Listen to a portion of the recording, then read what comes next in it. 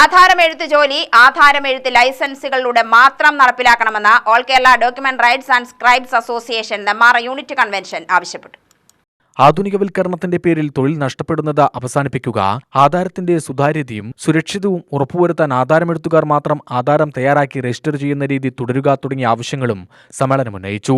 Panchayat president Prabhitha Jayan ഉദ്ഘാടനം ചെയ്ത ചടങ്ങിൽ ജില്ലാ സെക്രട്ടറി അനന്തരാജൻ സംഘടനാ റിപ്പോർട്ട് അവതരിപ്പിച്ചു.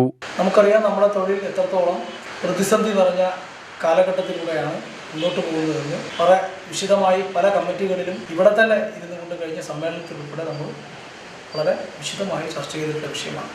വിവിധ മേഖലയിൽ തൊഴിലെടുക്കുന്ന തൊഴിലാളികളുടെ തൊഴിൽ അനുദിനം പുറകിലേക്ക് പോയിക്കൊണ്ടിരിക്കുക. പുതിയ പുതിയ തൊഴിലിടങ്ങൾ സൃഷ്ടിക്കാത്തതിൻ്റെ ഭാഗമായി നിലവിലുള്ള തൊഴിൽ നഷ്ടപ്പെടുന്ന ഒരു സാഹചര്യം ഉണ്ടായാൽ ഈ തൊഴിലാളികൾ മറ്റൊരു തൊഴിലും കിട്ടാതെ ജീവിത നിലവാരത്തിൻ്റെ താഴെത്തട്ടിലേക്ക് സ്വയം താഴ്ന്നിറങ്ങുന്ന ഒരു സ്ഥിതിയാണുള്ളത്.